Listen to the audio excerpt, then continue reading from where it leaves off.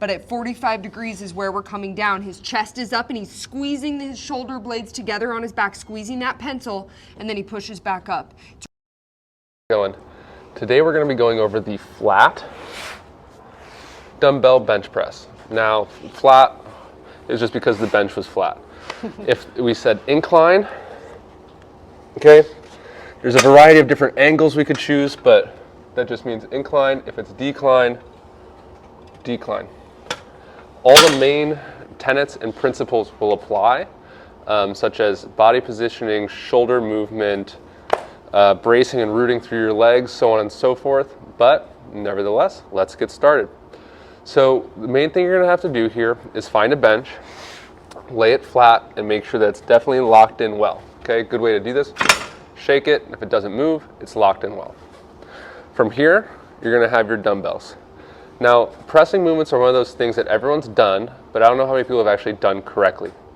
The press should really just be the opposite of the row, which means that your scapula should be moving a lot through the whole motion. We like to use the cue, pinch a pencil with your shoulder blades when we're rowing, and that's going to be the same thing here. A lot of people will get a lot of shoulder pain and stuff like that, and if your shoulder blades don't go back, you end up dumping forward. Now, although this is kind of a stale position because we're resting on ligaments and tendons, it also is a very stressful position for a lot of different muscles and stuff that attach to the front of the shoulder and cause a lot of impingement and pain if you're not careful over time. So we really want to make sure those shoulder blades are moving really well. If you're struggling with this, one great way to start is start with a push-up.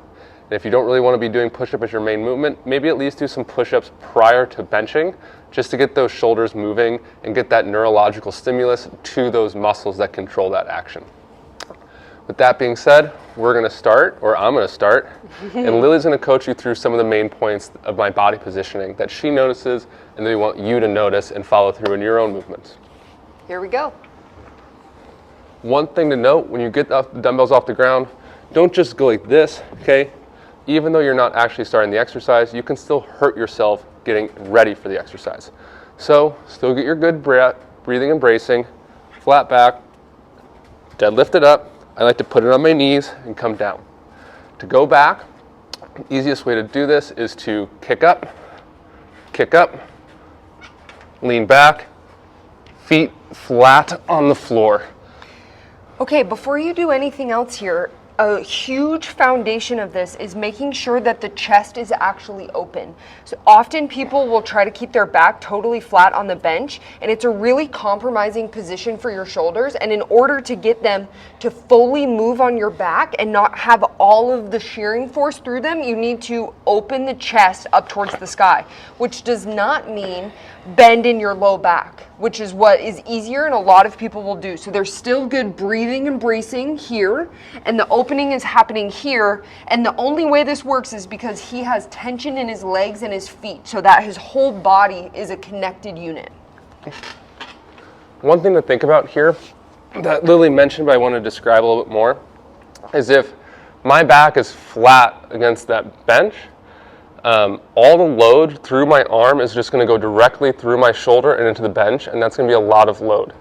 Think about how a bridge works, okay? A lot of bridges don't have like beams going up to the heavens or the clouds to support them up. They have a nice arch, okay? Arches have been used throughout all of history to be a self-supporting structure. Our back, if we extend through the thoracic spine, not the lumbar spine, is going to do exactly that. By creating that nice arch that Lily mentioned, we're going to deload the shoulder joint, but increase the load on the pectoral muscles as well as the shoulder girdle muscles.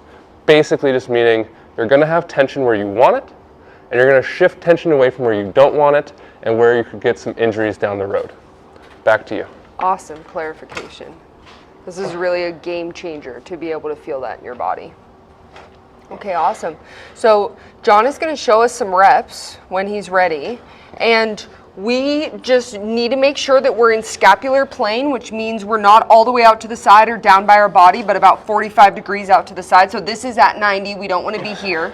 This is down by the body. We don't want to be here. But at 45 degrees is where we're coming down. His chest is up and he's squeezing his shoulder blades together on his back, squeezing that pencil, and then he pushes back up. It's really important here that your forearms stay perpendicular to the ground the entire time, or else you're not affecting your shoulder, you're affecting the arm. Okay. Yeah, like that. He's dumping the insides of the weight. And let's show them what happens if I don't bring my shoulders back, if I just let them stay still.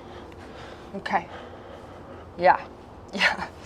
It's painful for me to even watch, but what's happening is when the shoulder blades don't move, you have to dump into the front of the shoulder. And although you can do it, look at that dump. This is the tension on the front of his shoulder is so insane. Okay, stop doing that now. That was enough.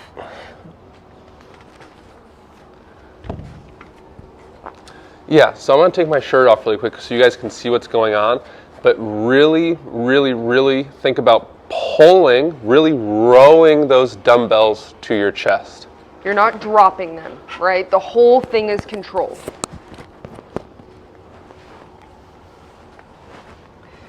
Okay, so this is an amazing movement also for your posture. It's going to help you sit up straighter by getting all of these muscles to actually turn on. So you can see he's squeezing the shoulder blades together on his back. His chest is open a little bit and the whole scapula moves so that his entire back is actually what is moving his arms. It's not just his arm bones, okay? That is a huge deal. Awesome. Enjoy.